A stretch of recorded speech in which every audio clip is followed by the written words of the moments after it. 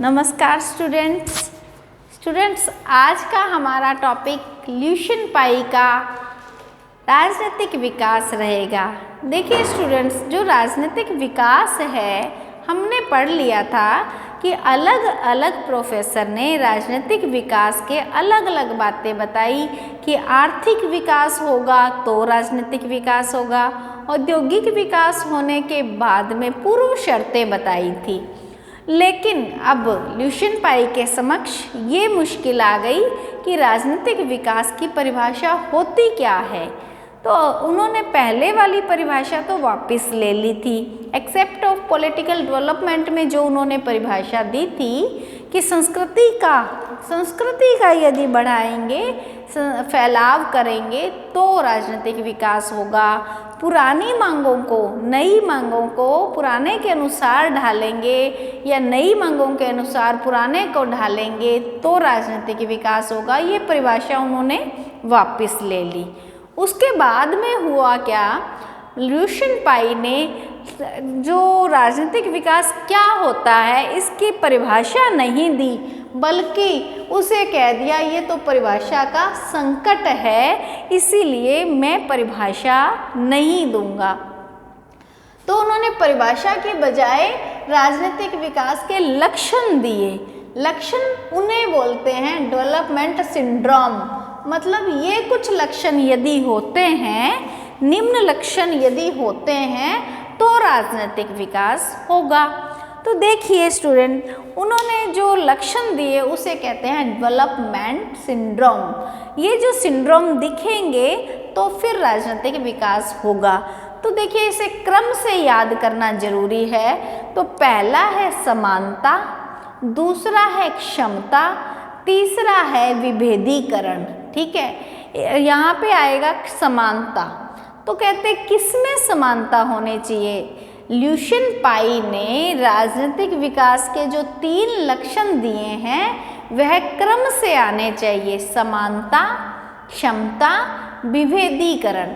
तो ल्यूशियन पाई ये कहते हैं यदि किसी सरकार में किसी भी व्यवस्था में समानता पाई जाती है, सारी की सारी जनता जो है उसमें असमानता नहीं होनी चाहिए, कानून के समक्ष सब समान होने चाहिए, समाज में सब इक्वल होने चाहिए, राजनीति के समक्ष सब में समानता होनी चाहिए। यदि ये सारी समानताएं हैं तो राजनीतिक विकास है।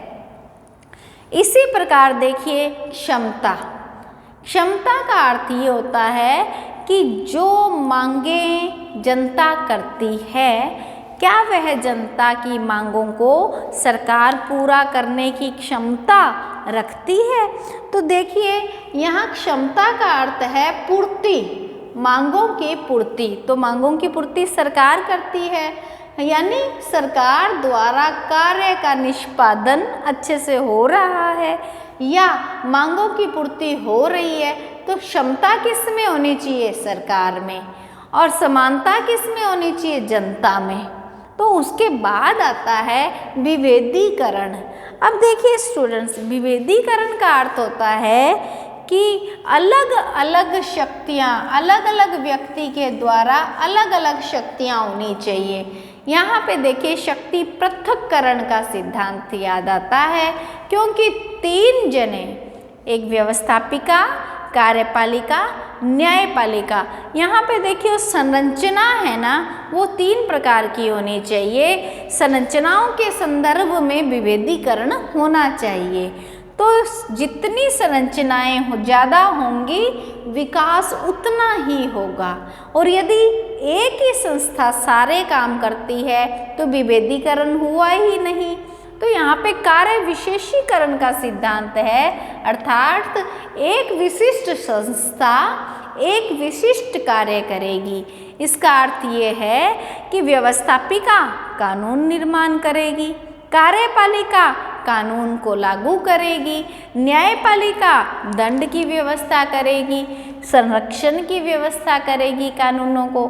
तो यहाँ ये कहते हैं कि विभेदीकरण भी होना चाहिए। विभेदीकरण कहाँ होना चाहिए कि संस्थाएं, विशेष संस्थाएं, एक विशिष्ट संस्था के द्वारा एक विशिष्ट कार्य होना चाहिए। इससे देखो कार्य विशेषीकरण भी होगा। अब कार्य विशेषीकरण, विशिष्ट संस्था विशिष्ट कार्य करेगी, तो यहाँ पे विभेदीकरण का अर्थ, यदि विभेदीकरण नहीं होगा अर्थात एक विशिष्ट संस्था एक विशिष्ट कार्य नहीं करेगी तो विभेदीकरण होगा ही नहीं। और यदि तीन संस्थाएं या अलग अलग संस्थाएं अलग अलग कार्य करती है तो विभेदीकरण होता है। तो इस प्रकार से हम कह सकते हैं कि संरचनाओं के संदर्भ में यदि बात करते हैं तो विभेदीकरण की बात करते हैं, सरकार के संदर्भ में बात करते हैं तो क्षमता की बात करते हैं, और जनता के संदर्भ में बात करते हैं तो समानता की बात करते हैं। ठीक इसका अपोजिट ऐसे कह सकते हैं, समानता की बात जनता के संदर्भ में करते हैं और क्षमता की बात सरकार के संदर्भ में करते हैं कि सरकार अपने कार्य का निष्पादन कैसे करता है। और यदि जनता की बात करते हैं या कार्य विशिष्टीकरण, विभिन्न संरचनाओं की बात करते हैं तो विभेदीकरण या शक्ति पृथक्करण की बात करते हैं। तो एक बात इन्होंने बताई कि ये लक्षण समानता, क्षमता, विभेदीकरण के लक्षण यदि किसी व्यवस्था में पाए जाते हैं या पाए जाएंगे तो वहाँ राजनीतिक विकास होगा, पॉलिटिकल डेवलपमेंट होगा। तो पॉलिटिकल डेवलपमेंट होगा, ये बात इन्होंने लक्षण बता दिए, डेवलपमेंट सिंड्रोम बता दिया। लेकिन इन्होंने कहा ये सारे के सारे लक्षण नहीं हो सकते हैं।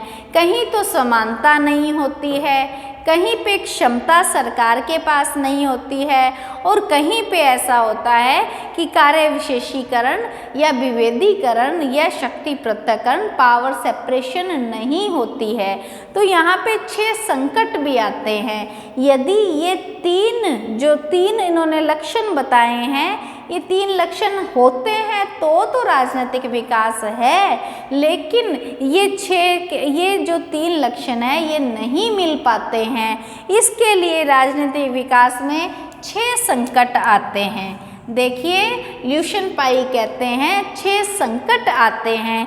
ये जो 6 संकट है, यदि इन 6 संकट से कोई भी व्यवस्था निपट लेती है तो वहाँ पे राजनीतिक विकास हो जाएगा। जो 6 संकट बताऊंगी मैं तुम्हें नेक्स्ट वीडियो में बताऊंगी कि वे कौन कौन से 6 संकट है जिसके कारण से राजनीतिक विकास नहीं हो पाता है। और लेकिन इन्होंने बताया कि राजनीतिक विकास के जो 6 संकट है, यदि वह 6 संकट से कोई भी व्यवस्था निपट लेती है, कोई भी राष्ट्र निपट लेता है तो वहाँ पे राजनीतिक विकास हो जाएगा। तो ल्यूशन पाई ने यूके का उदाहरण लिया है कि ये जो 6 संकट है ना वो यूनाइटेड किंगडम में है। तो यहाँ पे यूके ने इन 6 संकटों से निपट लिए हैं, इसीलिए यूके में राजनीतिक विकास हो गया है। तो यहाँ पे जो 6 संकट कौन कौन से हैं वो हम हमारी नेक्स्ट वीडियो में करेंगे।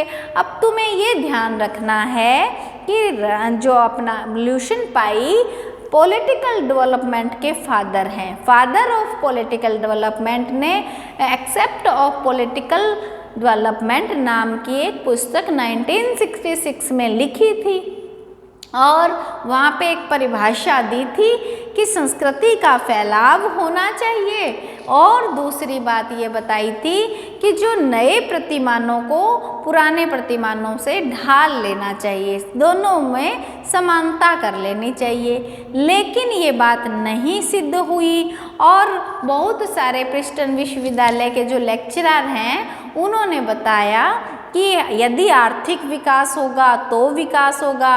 अब यहाँ पे बहुत से विचारक अलग अलग जगह गए, माइनर विनर गए, इंडिया आए, विंडर पाकिस्तान गया, घाना गए, और यहाँ पे क्या हुआ कि राजनीतिक परिभाषा का संकट आ गया कि कौन सी बात में राजनीतिक विकास होगा।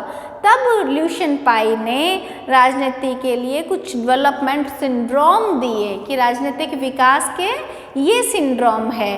तो जिसमें पहला सिंड्रोम बताया समानता, दूसरा क्षमता, तीसरा विभेदीकरण। तो ये जो 3 सिंड्रोम सब में यदि पाए जाते हैं तो राजनीतिक विकास हो जाता है। लेकिन ये सिंड्रोम तो हर एक में मिलते नहीं हैं। इस वजह से उन्होंने कहा कि यूके का उदाहरण दे के बताए कि कुछ 6 संकट हैं जो राजनीतिक विकास नहीं होने देते। अब अपने नेक्स्ट वीडियो में हम इस 6 संकट के बारे में चर्चा करेंगे। तो अभी ये जो मैंने तुम्हें समझाया है इसको तुम्हें अच्छे से पढ़ लेना है, इसको समझ लेना है और इसका एक स्क्रीनशॉट भी ले लेना है।